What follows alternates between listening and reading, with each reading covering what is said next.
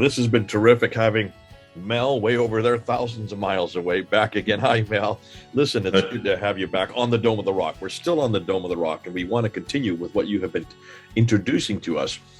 It's fascinating because we're spending an awful lot of time on the Dome of the Rock, and we've been look at the inscriptions with Joe and finding out that even the inscriptions look like they're talking about Jesus. They're not talking about Muhammad at all. The Shahada, the original Shahada, it actually could be, by looking and taking off the dots or putting on the dots, you can actually, by changing the dots around, you can actually make it shows that this is to Jesus, not to anybody named Muhammad. Now, we're going to continue with the Dome of the Rock, looking at A.J. Deus's research.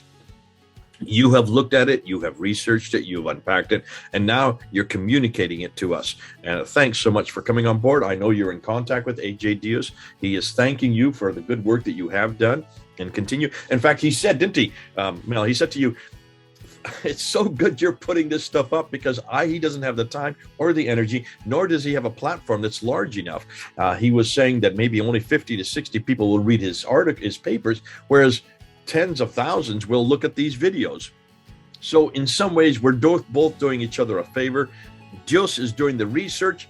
You're actually understanding it. You're putting it into PowerPoints. Yeah. You're sharing it on Origins, and I'm sharing it on this channel, Fander Film. So we're getting both platforms who are really pushing this out and getting it out to the whole world out there.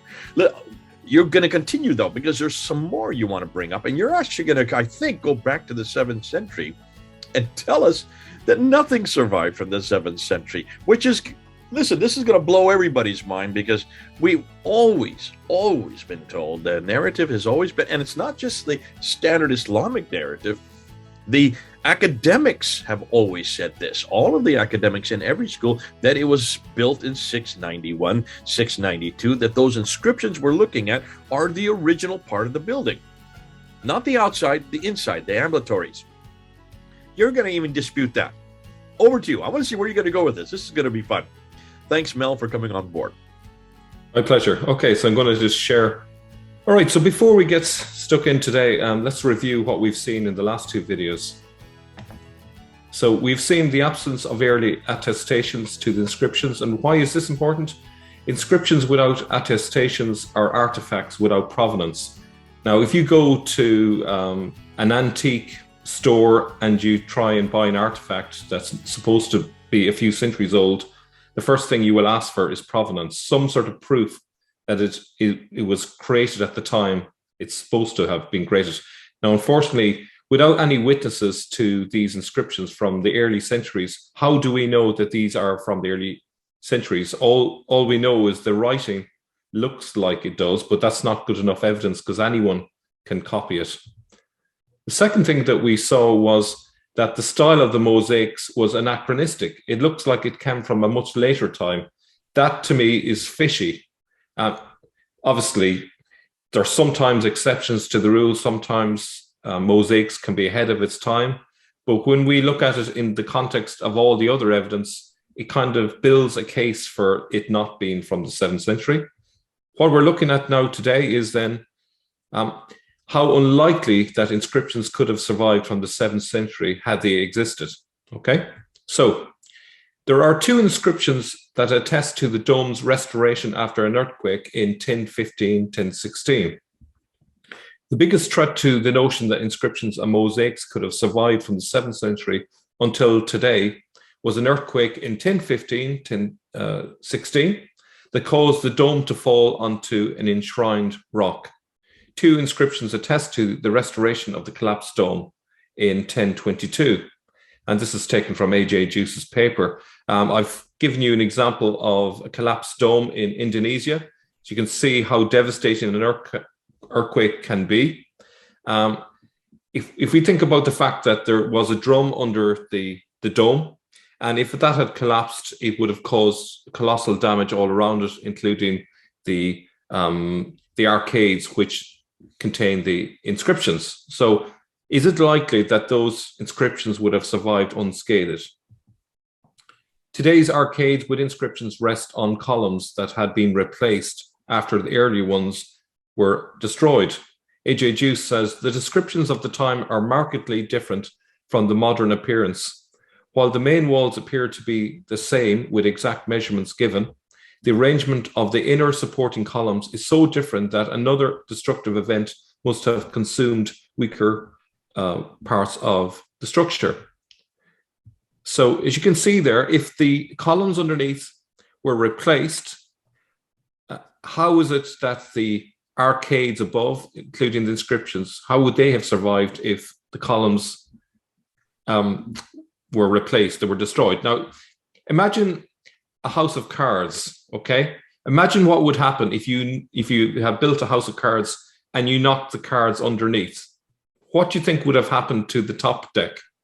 It would have fallen as well. That's what you would expect. At the very least, you'd expect massive damage to the arcades above, but we see no sign of damage, no sign of repair work on the inscriptions. So this would indicate that whenever they were made, it was after the period of this reconstruction. Now, if we look at the difference in the number of columns, okay, so the image on the left is an imagined ground plan based on the number of columns that existed. Okay, so there were 8 inner supporting columns and 24 outer columns in the image on the left, whereas today we have 12 inner supporting columns and 16 outer columns. So you can't just pull out columns and replace them and expect everything to hold together. Usually you have to build from the ground up, okay? So the indication is that if the columns have changed, then whatever was above it would have changed as well as a result. Okay. Mosaics surviving with no visible repairs is inconceivable. A.J. Deus says that given that the dome is carried by the inner columns, it is unimaginable that mosaics would have survived such a structural undertaking without major repairs being necessary and visible to the mosaics. Likewise, mosaics and dedicatory inscriptions on the inner octagonal arcade could not have survived such structural changes. Whenever someone has to replace a wall in a house, particularly if the wall is load-bearing, they usually have to put in struts and they have to make sure it is properly supported before they take the wall out. But the likelihood is, unless you do it perfectly, there's going to be cracks in the wall area above that because there's nothing supporting it, you know, so it's really difficult to do that without causing cracks and damage to the mosaics above. Indeed, just a few years later, in 1033 AD, multiple earthquakes hit the area and caused mass casualties. This is on top of the earlier earthquake. The outer wall of the Haram area was thrown down. The Al-Aqsa Mosque was also seriously damaged. Yet we are to believe that the mosaics survived unscathed. So I asked my audience here, is it possible that you could have this amount of damage and yet the mosaics managed to miraculously survive without any damage? Do you want to come in on any of that, Jay? No, this is good, but I'm going to comment on all of this, but I'm going to wait till you finish because to me, this is a no-brainer, what you're talking about. The fact that these earthquakes, I mean, just those diagrams, but let me, hold on, finish what you're saying. I want to come back because this is hugely, to me, this is significant. Now, the Persian Nasir visits the site in 1047 AD. He identified the dedication of Al-Mamun on one of these gates, but not in the Dome of the Rock. Okay, he doesn't mention the famous Al-Mamun inscription in the arcades. Something else is there. From the interior, he merely mentions the unique woodwork for the ceiling and roofing. Now, from all the images I've seen of the interior of the Dome of the Rock, woodwork is not something that springs to mind for the ceiling. I would have thought of mosaics, but he doesn't mention that. He mentions woodwork. He also provides for a detailed account of removable interior decorations and the supernatural rock itself. He is silent about mosaics and inscriptions. Now, you'd be hard-pressed to imagine that he's talking about the same place that we're talking about today. It seems like it was very different. So he's saying that essentially there's no reference to mosaics, no reference to inscriptions, and he's describing the interior as very different to what it is today with woodwork on display. The Andalusian jurist Ibn al-Arabi visited the Dome of the Rock around 1092 to 95 AD, but leaves no description of Abd al-Malik's mosaics or inscriptions. So you'd expect, if the mosaics and inscriptions were there, that he, of all people, would have mentioned them, considering he would have spoken Arabic, and yet he doesn't mention them.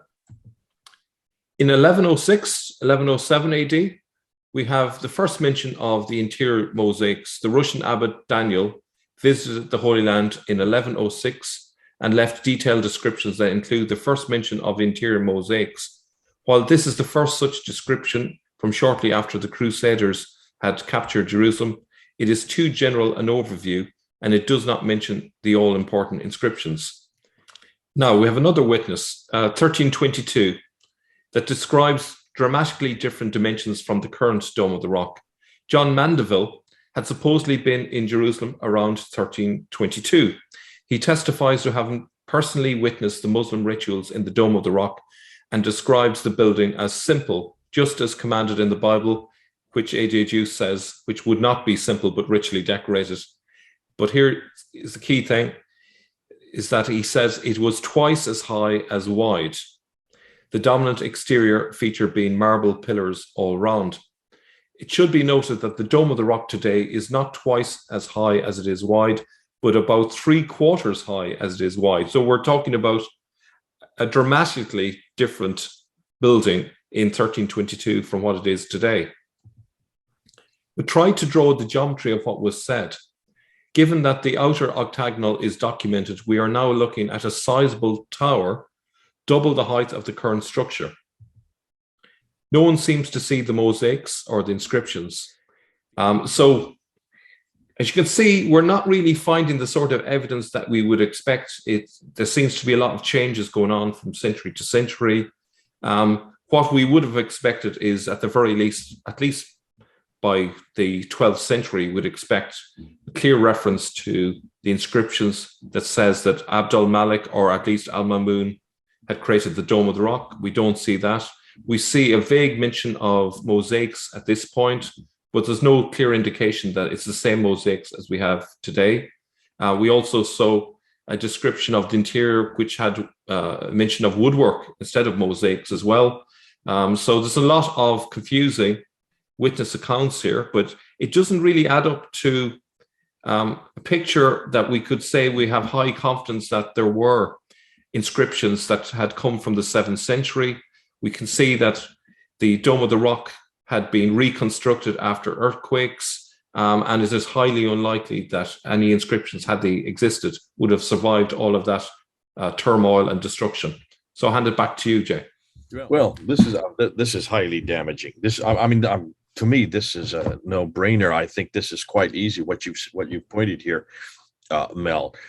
When you look, and this is what we've always asked, we've said this over and over again, make sure that if you're going to talk about something, if you're going to start from a premise, that premise has to be supported by the century that you're referring to. And we've asked everybody to, rather than always coming from the 9th, 10th, 11th century, we are going up to the 12th century, or in this case, even the 14th century with 1322, we need to go back and see what was happening in the 7th century. And we've always assumed the 7th century, the Dome of the Rock is there. Nobody has disputed this idea that those inscriptions that we see there today are the inscriptions that Abd al-Malik put there.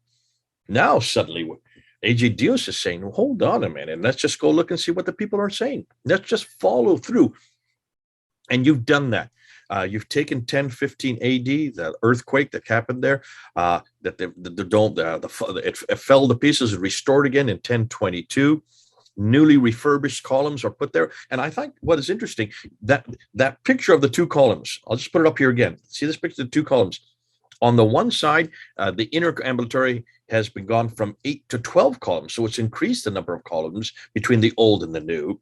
And on the other side, the outer ones has decreased from 24 down to 16 columns.